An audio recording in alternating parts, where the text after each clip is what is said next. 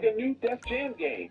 Not like the way Def Jam Icons was made, but the way Def Jam Vendetta and Fight for New York, they want a new version of that game.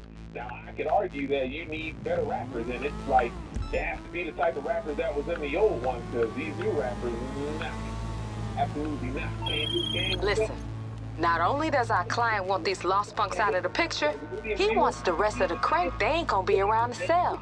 First, we gotta scope out the deal they got with the dock worker that ships all that shit for them. Can't steal the stuff if we don't know how they move it. So take care of him and find out. I want that game. I even want to do Def Jam Vendetta game. I think it'll be cool, but again, it has to be made like that. Can't be made like Icon. It cannot be made like Def Jam Icon. But that was a fun arcade game, and it was something different. The wrestling game with rappers in it, and it was dope. Like seriously, it was dope. It still is talked about today. So I'm bringing up all of these old games, and I'm bringing up these things because it just speaks to the fact that I think we as gamers as a whole, we just want more variety. We need a break sometimes.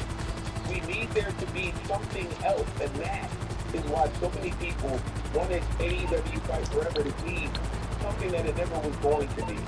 And a lot of that is their fault for not promoting the game properly. And a lot of it, maybe you could say, is our fault for assuming that it was going to be something that could go toe-to-toe with 2K. But it never meant. And Kenny Omega actually even said it in the interview. It wasn't meant to go head-to-head. It was meant to be its own thing. People may not have liked it, but AEW Fight Forever was very much meant to be a game that was a play. Get in, get out, that's it, that's all my game.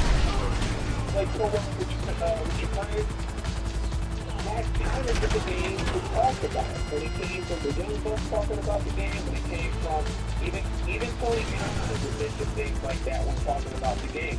They never had the idea of making it anything that could stand toe-to-toe, like mode for mode, you know, game mode for game mode, detail for detail with 2K. That's never what it was supposed to be.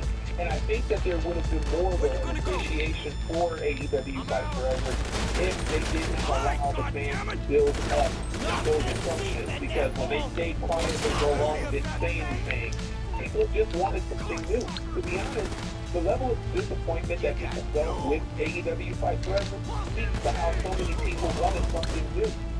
I saw 2K fans say that they wanted something new. They wanted AEW Fight Forever to be on that level. Now, I could also say 2K could have did that one, because even with what the product was that AEW Fight Forever put out, they still didn't make their customization good enough. Like, you couldn't create a wrestler good, you couldn't create an arena good, all of that stuff kind of fell to the wayside. They didn't update the game enough with, like, current wrestlers, their current looks. They only did a couple of them. They did, like, one patch where you got, like, updated Jon Moxley stuff and extra Jade Cargill looks and stuff like that. And I think Trent Beretta, they had the updated version where he had a buzz cut and didn't have his long hair anymore. But and then they did a couple arena updates. They updated the Dynamite arena, but we never got the Collision arena. So you had to kind of make as best as you could. You had to make the Collision arena, but you really couldn't do that because there was no asset that you could really grab in the creation suite where you could do these things. So yes, AEW did fail on a lot of those things. But the one thing that they didn't fail on was making a fun experience. So I will still back that game to this day. I enjoyed AEW Fight Forever. I wish that it had more in it. It didn't necessarily need to be 2K, but it was different. It was different. You play the games differently. The controls were different. I think that's another thing too. It's like when you play the same game every year, you play the same mechanics, it's the same gameplay, and that gets old after a while. You know, it's like one of the main reasons why 2K always starts to build the same very quickly is because it's essentially the same game.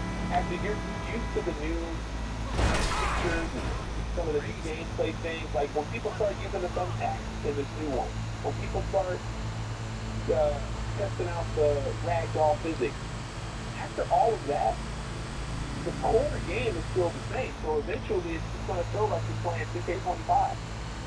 Which is like, okay, yeah, these new features were nice. These new features were definitely wanted, but it's still the same game. And I think year after year, a lot of gamers, it just gets old playing the same thing over and over and over again.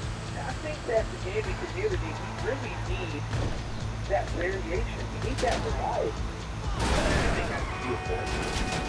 Give us a fun arcade game. Just make it good. Give us a game that's going to focus on something that 2K might not focus on. Now, I know what you're going to say because I did see Main Event Striker had a video up where WWE sort of passed out to like new wrestling games. But currently, we don't know if those wrestling games are going to be console releases or mobile games. So they can very well be mobile games. We don't know. So we're just hoping that they are console games.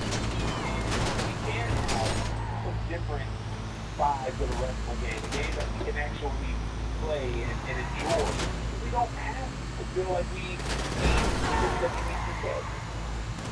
It's just something different. It doesn't even have to be something that pulls you completely away from the franchise.